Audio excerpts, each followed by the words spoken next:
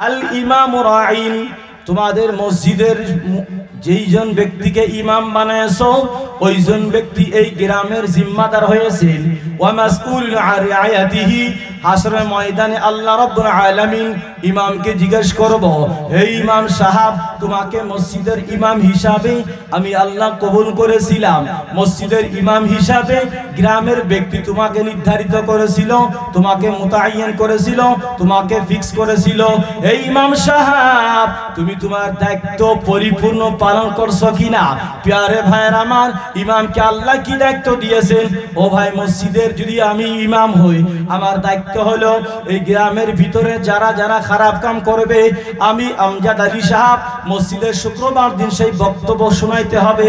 ও ভাইয়ের আমার, আমি তোমাদের গ্রামের বর্তমান ইমাম সাহেব হয়েছি, আমার আল্লাহ আমাকে দায়িত্ব দিয়েছে, তোমাদের সুদ খাওয়া যাবে না, তোমাদের মদ খাওয়া যাবে না, তোমরা জিনা করতে পারবা না, তোমরা ঘুষ খাইতে পারবা না, তোমরা বেহালালি টাকা খাইতে পারবা না, মিথ্যা কথা বলতে পারবা না, মানুষকে ঠকাইতে পারবা না, মা বাপকে কষ্ট দিতে পারবা না, স্ত্রী আছে তার হক আদায় করো, মা বাবা আছে তার হক আদায় করো, তোমাদের ছোট ছোট ছেলে মেয়ে নাবালক বাচ্চা বাচ্চি আছে তাদের হক আদায় করো।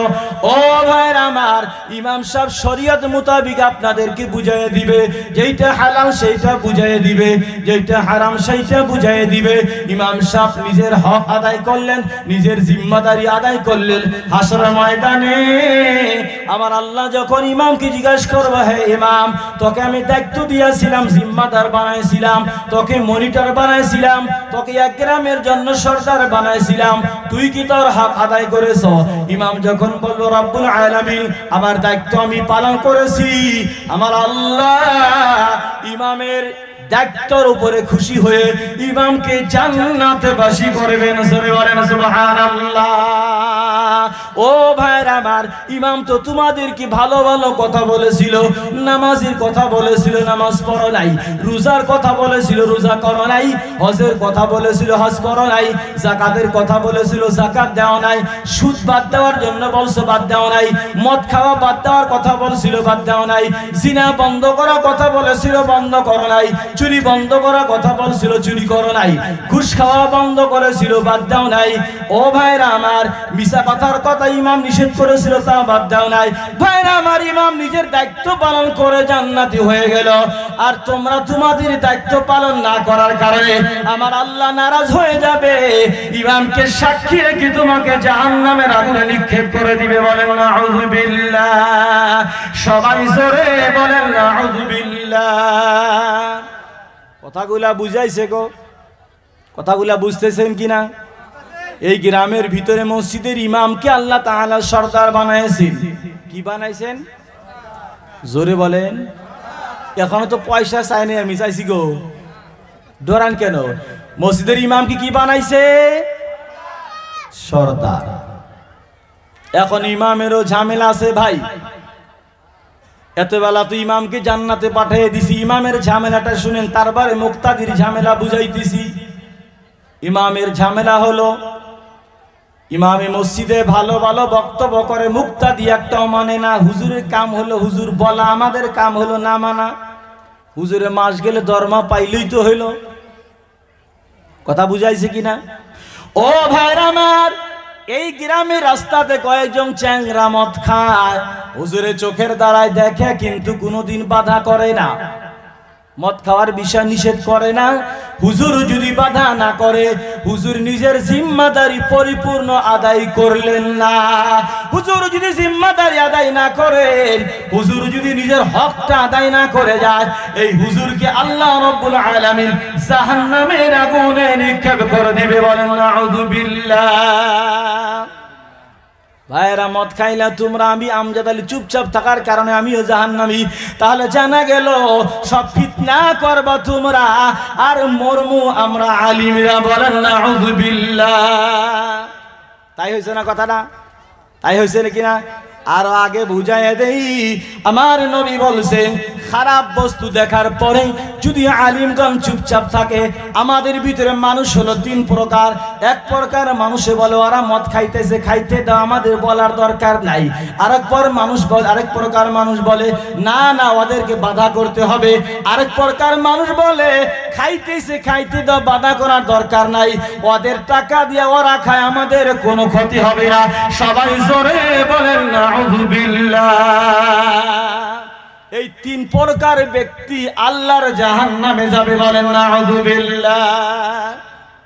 কয় প্রকার? প্রশ্ন করলে এমন থাকবে না গো। একজন কল ওরা খাইতেছে, খাইবার বাধা করার দরকার নাই।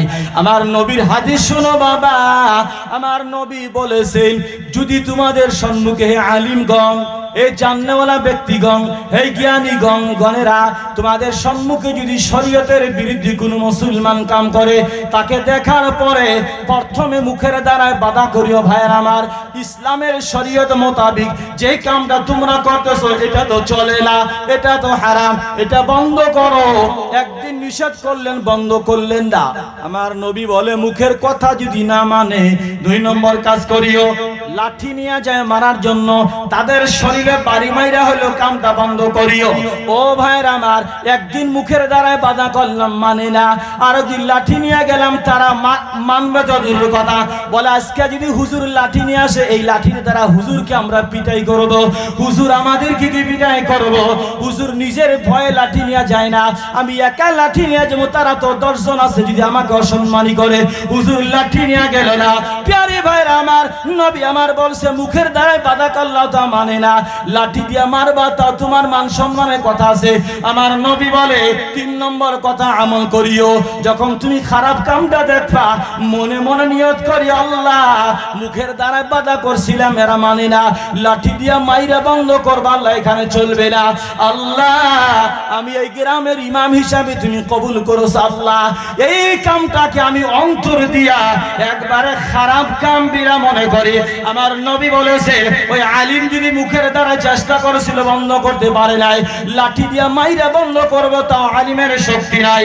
3 নম্বর কথা, যদি আলিম আমল করে আল্লাহ এই কামটা শরীয়ত মোতাবেক হারাম কাম করেছে, আল্লাহ আমি মুখের দ্বারা চেষ্টা করেছিলাম, হাতের দ্বারা চেষ্টা করেছিলাম, বন্ধ করতে পারি নাই, আল্লাহ আমি অন্তর দিয়ে এই কামটা কি খারাপ মনে করে আল্লাহ ঘৃণা করে। আমার আল্লাহ বলে বান্দারে তুই তোর হক আদায় করে দিয়েছস, হক আদায় করার বিনিময় আমি আল্লাহ তোকে বিনা হিসাবে জান্নাতবাসী করাইলাম, বলেন সুবহানাল্লাহ। আর যারা তুমি আলিমের কথা মানলো না, তোমার লাঠি দিয়া ভয় করলো না, তাদের হারাম কামে তারা লিপ্ত থাকলো, আমি আল্লাহ তুমি আলিমকে সাক্ষী বানাই, তোমাকে জিম্মাদার বানাইছিলাম, তোমাকে সাক্ষী বানাইয়া বলি, আমার ফেরেশতাগণকে সাক্ষী বানাইয়া বলি, হে আমার ফেরেশতাগণ আমি যাকে আলিম বানাইছিলাম তারা কোরআনের হক আদায় করে দিয়েছে, রসুলের বাণীর হক আদায় করে দিয়েছে, ইসলামের হক আদায় করে দিয়েছে। এই ফেরেশতা তোকে আমি সাক্ষী বানাইলাম, তুই সাক্ষী থাক। এই আমজাদ আলীকে ক্ষমা করে দ্বীনের খেদমতের বিনিময় আমি নাকি জান্নাতুল ফিরদাউসে জায়গা দান করে দেব, জোরে বলেন সুবহানাল্লাহ। নারে তাকবীর, নারে রিসালাত, উলামায়ে আহলে সুন্নাহ, নারে তাকবীর।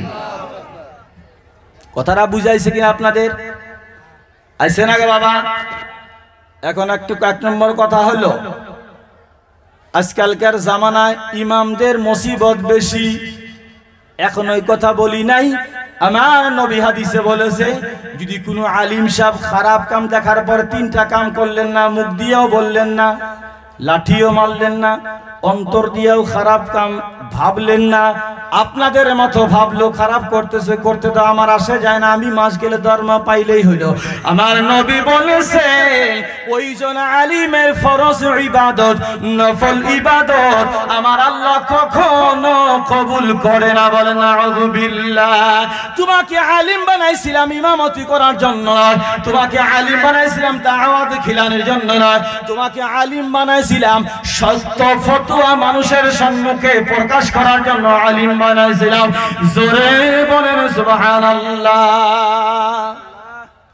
আমার কথাগুলো বুঝাসে গো, কথাগুলো বুঝাসে কিনা?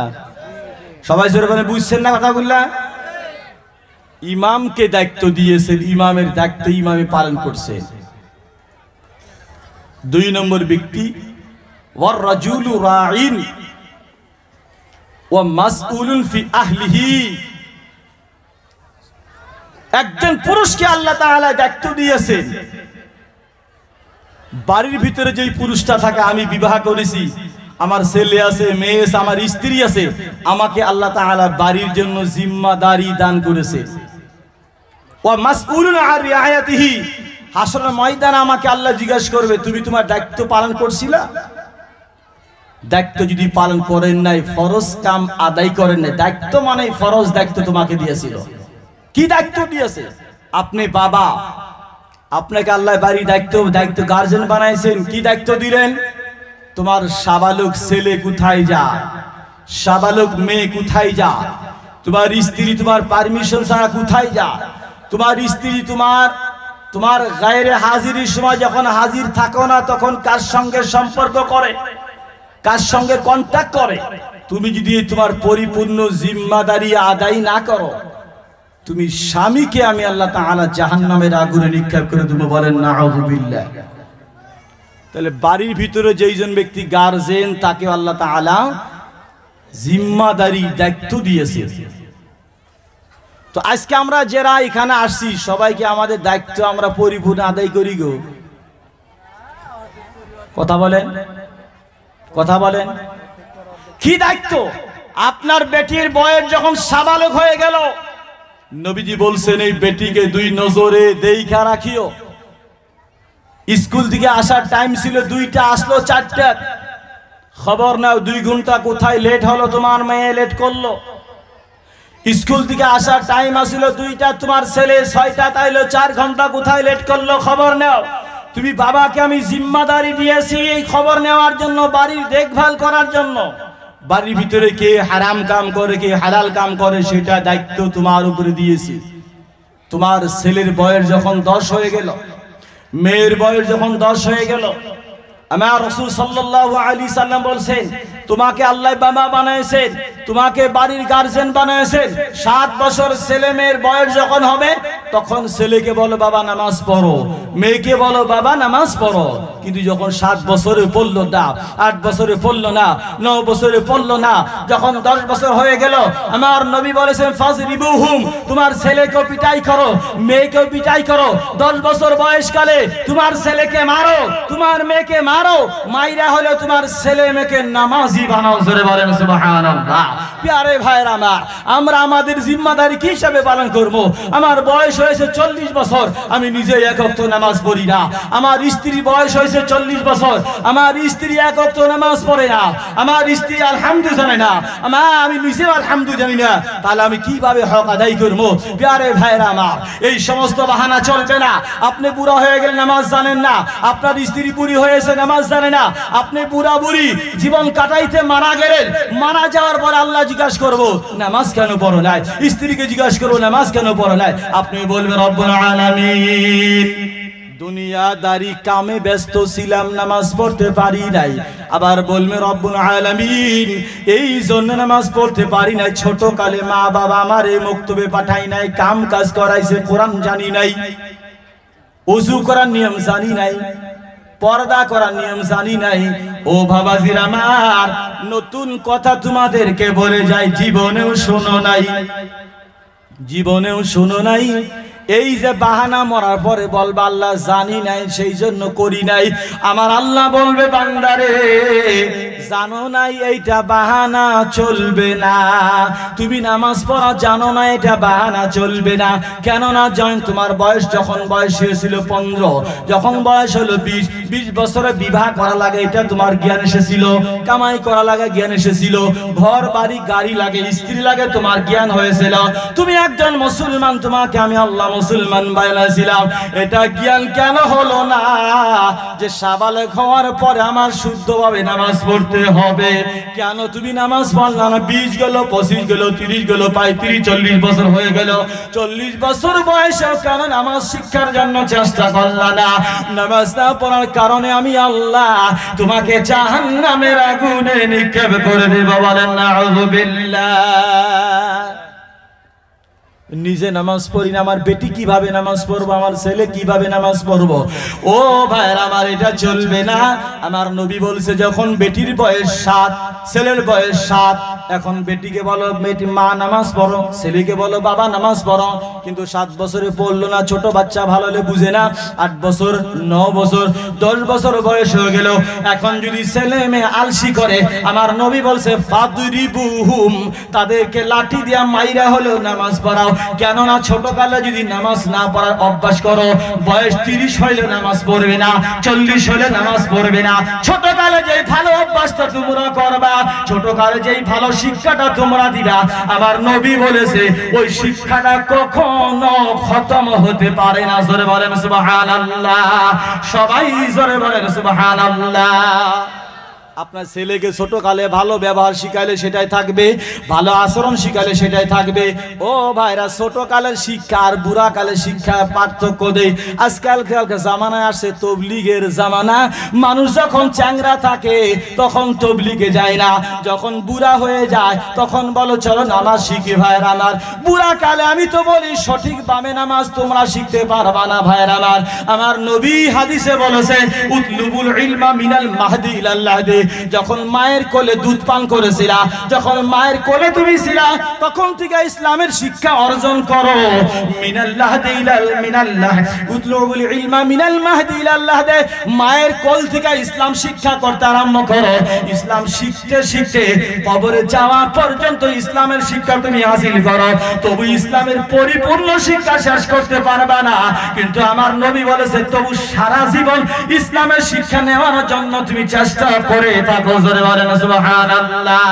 তবু আমার নবী একটা কথা বলছে, নাবালক অবস্থায় যদি কোরআন শিক্ষা নাও, এই নাবালক অবস্থায় ছোটবেলায় যদি কোরআন শিক্ষা নাও আর বুড়াকালে যদি কোরআন শিক্ষা নাও, তার উদাহরণ আমার নবী বলেছে নাবালক বাচ্চাকে যদি মক্তবে পাঠায় কোরআন শিক্ষা দিতে সেটা কি হবে, আর যুবককালে যদি কোরআন শিক্ষা দেয় সেটা কি হবে।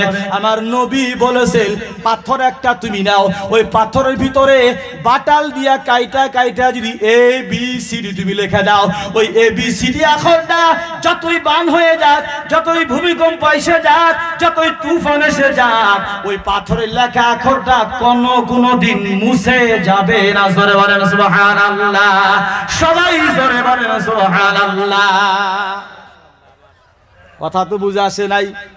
কথা বুঝছেন কি? কথা বুঝেন নাই ভাই? নাবালক বাচ্চাকে যদি মক্তবে পাঠায় কোরআন শিক্ষা দেয়, তার কি ফায়দা, তার কি লাভ? আমার নবী বলছে পাহাড়ে যে বড় বড় পাথর আছে, ওই পাথরে বাটাল দিয়ে, হাতুর বাটাল দিয়ে কাইটা কাইটা যদি আলিফ বা তা সা লেখো বা ABCD লেখো, ওই পাথরের ভিতরে কাইটা কাইটা আলিফ বা যদি লেখো, এই আখরটা কখনো মুছে যাবে না। বলেন সুবহানাল্লাহ। যাবো কি গো? যাবো কি? ছোটকালে তোমার বাচ্চাকে যদি মক্তবে পাঠাইয়া সূরা ফাতিহা মুখস্থ করাও, কুল্হু সূরা মুখস্থ করাও, সিবারা বা কোরআন তুমি তাকে নিয়ে দাও। কোরআন যদি তোমার বেটি নিতে পারে, নাবালক অবস্থায় তোমার ছেলে নিতে পারে, আমার নবী এত সুন্দর করে বুঝাইছে পাথরে আখর লিখলে যেইভাবে মুছে যায় না, তোমার বাচ্চা যুবক থেকে বুড়া হয়ে মারা যাবে, ওই কোরআনে কারিমের শিক্ষাটা অন্তরে পাথরের মতো গাইতে থাকবে, ভুলতে পারবে না। বলেন সুবহানাল্লাহ। আর ওই ছেলেটা বুড়া কালে কোরআন শিখলো না, চাংরা কালে কোরআন শিখলো না, বুড়া কালে গেছে শিখার জন্য।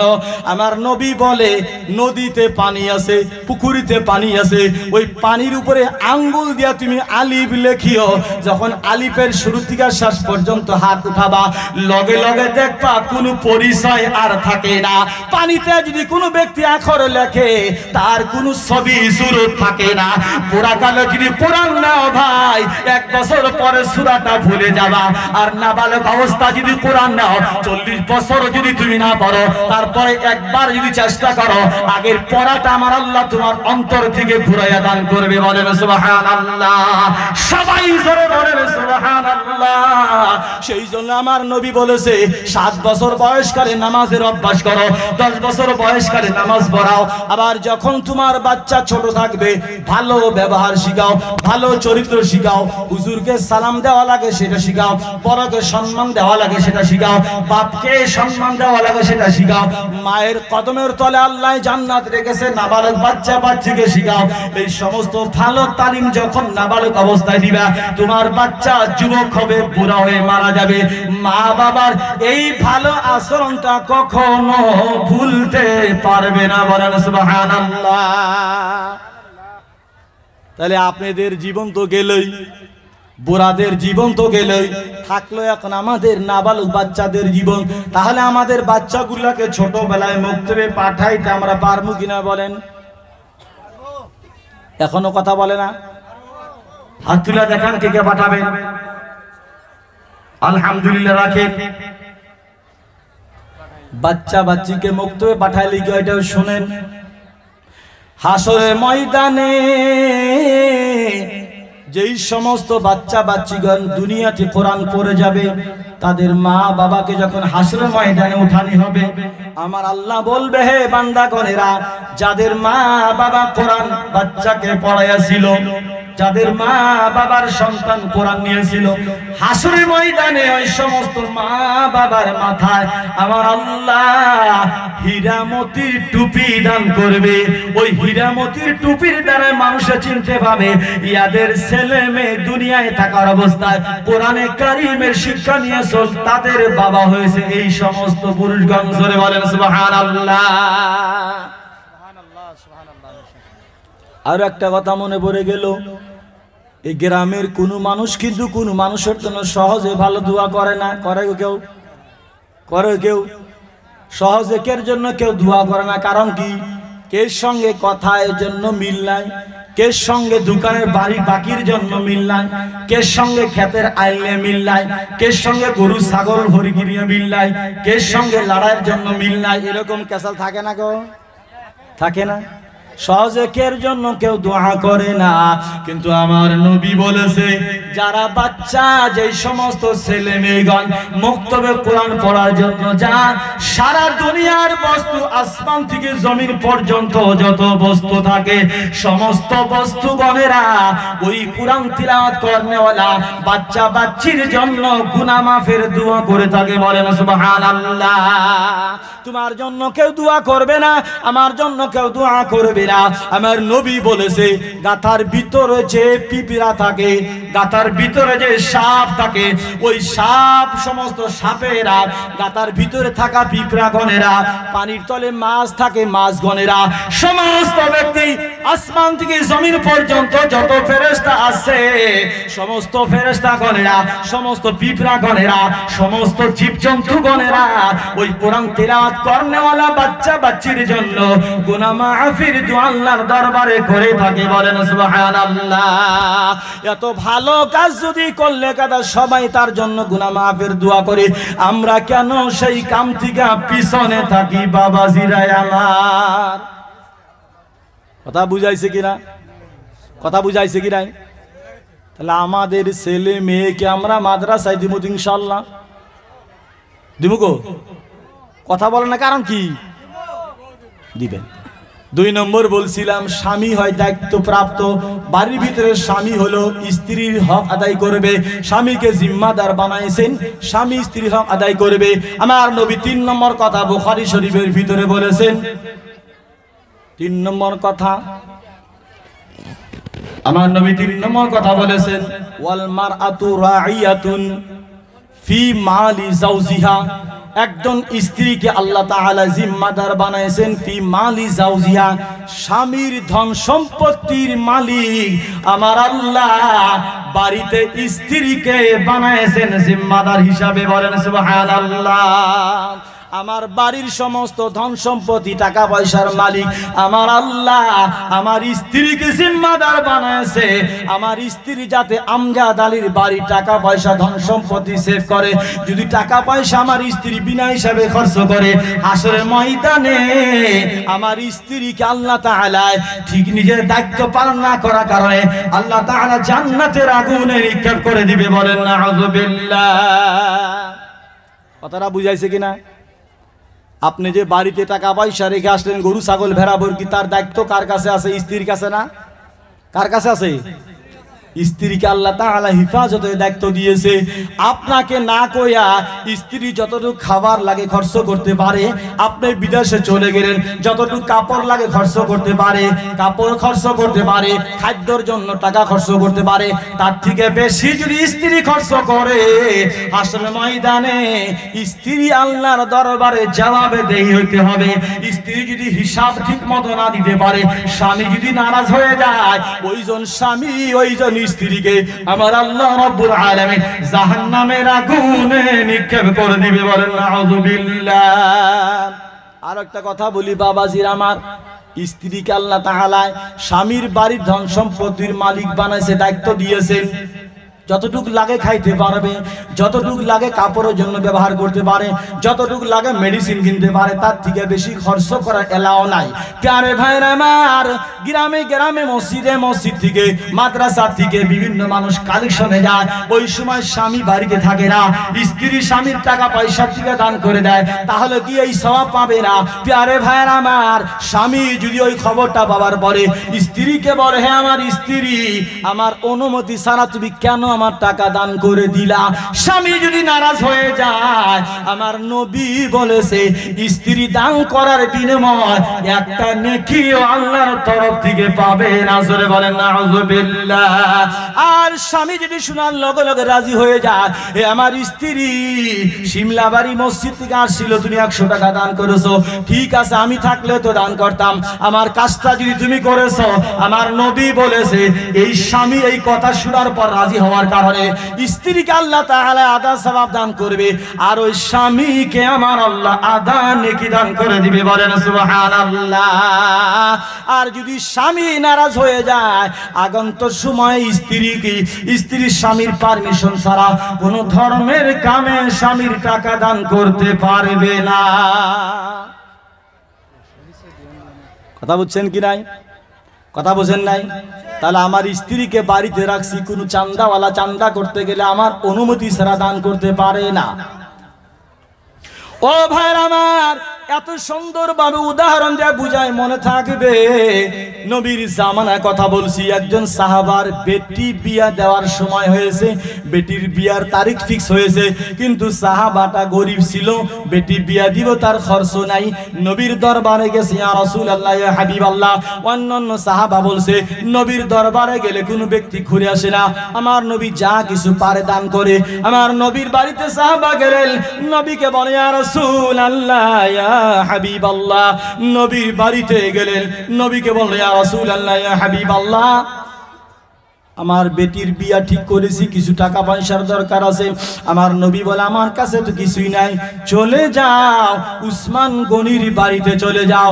উসমান গনির বাড়িতে যাওয়ার পরে আমার কথা বলবা, তোমার দরবারে আমি মুহাম্মদ সাল্লাল্লাহু আলাইহি সাল্লাম, কি আমাকে মুহাম্মদ নবী তোমার দরবারে পাঠাইছে। বলেন সুবহানাল্লাহ। এইজন ব্যক্তি যখন কিছু চান্দা নেওয়ার জন্য উসমান গনি বাড়িতে গেলেন, কথা বলার আগেই উসমান গনিকে দেখতে পাইলেন সাহাবী রাসূল উসমান গনি উনার খাদিমের সঙ্গে রাগারাগি করতেছেন, খুব গরমাগরমি করতেছেন। কি নিয়ে জানেন? এই বস্তুটি নিয়ে রাগারাগি করতেছেন। উসমান গনি খানা খাইতেছেন, আর খাদিমে যে সবজি বানাইছে সবজির ভিতরে অল্প নিমক বেশি দিয়েছেন, মানে সবজির নিমকটা বেশি হয়েছে। উসমান গনি রাগ করতেছে আর বলতেছে, সবজিতে নিমক কেন বেশি দিলা? এই নিমকটুকুনি বেশি না করতা, আগামী দিন এই নিমকের দ্বারা খানা খাইতে পারতাম, এই নিমকটা বরবাদ কেন করলা? আসল ময়দানে আল্লাহ যদি আমাকে জিজ্ঞাসা করে, এই নিমকের হিসাব তো আমি দিতে পারবো না। এই কথার জন্য রাগারাগি করতেছে। ওই সাহাবী এই কথার রাগারাগি শুনে আর প্রশ্ন করার কোনো হিম্মত পাইলেন না। যেইজন ব্যক্তি নিমকের কথা নিয়ে রাগারাগি করতেছে, তার কাছে আমি বিবাহের জন্য কি চান্দা কালেকশন চামু? কথাটা বুঝাইছে না গো? হ্যাঁ, কিভাবে করে আমি চান্দা চামু? ভয় করলেন। ঘুরে আসলেন, নবীর দরবারে গেলেন। আমার নবী বলল, তুমি উসমানের বাড়িতে যাও নাই? বলছে, ইয়া রাসূলুল্লাহ, ইয়া হাবিবাল্লাহ, আমি গিয়েছিলাম, কিন্তু তাদের মাঝখানে, খাদিমের মাঝখানে লড়াই ঝগড়া হয়েছে। বলে কি নিয়া? বলে নিমক বেশি হয়েছে তাই নিয়া। আমার নবী বলছে, আজকে চলে যাও, আজকে যা তোমার আবদার জানাবো, উসমান গনি তোমাকে ঘুরাই দিবে না, দান করবে। ও ভাইরা আমার, উসমান গনির বাড়িতে দ্বিতীয় দিন যখন গেলেন, যাওয়ার পরে দেখে যে প্রথম দিনের মতো আবার খাদিমের লগে ঝগড়া করতেছেন, রাগারাগি করতেছেন। কি নিয়া? আমরা আগের জামানায় কিন্তু কেরাসিন তেল দিয়ে দুয়ার জ্বলাইতাম, আসিল না? দুয়ার জ্বলায় তার পলটা ফিতাটা বেশি দিত, উসমান গনি খাদিম ফিতাটা বেশি দিত, কেরাসিন তেলটা বেশি পুরা যায়। উসমান গনি খাদিমের সঙ্গে রাগ করতেছেন, এই দুয়াতের ফিতাটা কেন বেশি দিলাম? যদি তুমি দুয়াতের ফিতাটা বেশি দাও, একদিনে 2 দিনের তেল তো একদিনে খেয়ে ফেল দিব। হাসর ময়দানে আমার আল্লাহর কাছে তো এই জবাবদেহি হইতে হবে, কেন তুমি ফিতাটা বেশি করে দিলা, কমাইয়া দাও। ওইজন সাওয়ালি যখন এই কারবার দেখলো, ওই দিনও সওয়াল করা হিম্মত পাইল না, ঘুরে আসলো, নবীর দরবারে চলে গেল। আমার নবী বলল, জিজ্ঞাসা করছিলা কিনা? বলে, ইয়া রাসূলুল্লাহ, প্রথম দিনের মতো রাগারাগি করতেছে, আজকে গিয়েছিলাম, আজকে রাগারাগি করতেছে। বলে কি নিয়ে রাগারাগি করতেছে? বলে প্রথম দিন নিমক নিয়ে রাগারাগি করলেন, আজকের দিনে দুয়াতের ভিতরে ফিতা বেশি দিয়েছে, কেরাসিন তেল বেশি পুরতার জন্য রাগারাগি করতেছে। প্যারে ভাইয়ের আমার, নবী আমার তৃতীয় দিন পাঠিয়ে দিল উসমান গনির বাড়িতে, আজকে চলে যাও, আমি নবী বলে দিলাম, আজকে তোমার ঘুরে আসতে হবে না। তৃতীয় দিন যখন গেলেন, উসমান গনি আর কোন রাগারাগি করে না। উসমান গনি সাওয়ালিকে জিজ্ঞাসা করে, প্রথম দিন আসলেন কোনো কথা বললেন না, দ্বিতীয় দিন আসলেন কোনো কথা বললেন না, আজকে তৃতীয় দিন আসলেন কেন? বাসেন কেন? ঘুরে যান, আজকে দয়া করে বলে। ওই যে সাহাবা উসমান গনিকে বলে, হে আমার নবীর সাহাবা উসমান গনি, প্রথম দিন আমার হিম্মত হলো না বলার জন্য, দ্বিতীয় দিন সাবাস হইল না বলার জন্য, আমার বেটির বিবাহ ঠিক করেছি, খানা দানার ব্যাপার আছে, আপনার দরবারে নবী পাঠাইছে, আপনি কিছু সাহায্য করেন ইসলাম ধর্মের জন্য, আমার বেটির বিবাহের জন্য সাহায্য করেন। উসমান গনি ওইজন সাহাবার হাত ধরে নিয়ে বাইতুল মালের রুমে নিয়ে যা, আর বলে, তোমাকে নবী যদি পাঠাইছে, এই ঘরে আটার বস্তা আছে, এই ঘরে ছাতুর বস্তা আছে, তোমার বেটির বিবাহের জন্য যে কয়েক বস্তার প্রয়োজন হয়, সেই কয়েক বস্তা তুমি নিয়ে যাও, আমি বাধা করতে পারি না। জোরে বলেন সুবহানাল্লাহ, সবাই জোরে বলেন সুবহানাল্লাহ। কি বললেন? যতটুক লাগে ততটুক নিয়ে যাও, কোনো বাধা নাই। কেন? আমি হয়েছি নবীর খাদিম, আর এই বাইতুল মালের মালিক আমি নয়, এই বাইতুল মালের হেফাজত করার দায়িত্ব নবী আমাকে দিয়েছে, যতটুকু আমার খাইতে লাগে অতটুকু খাইতে পারবো, এর থেকে বেশি খাইলে হিসাব দিতে হবে। যার মাল উনি আপনাকে আমার কাছে পাঠিয়েছে, নবীর এই সম্পত্তি মাল গরিবদের জন্য নবী জমা রেখেছে, তোমাকে নবী যদি পাঠিয়েছে, আমার কবর লাগা কিছু নাই, যত লাগে তুমি নিয়ে যাও, এই সমস্ত মাল নবীর জন্য, আমি নবীর জন্য, এই সমস্ত মাল নবীর জন্য। নবী যদি তোমাকে পাঠাইছে, আমার কবর লাগা নাই, তুমি নিয়ে যাও, আমার নবী রাজি থাকবে। বলেন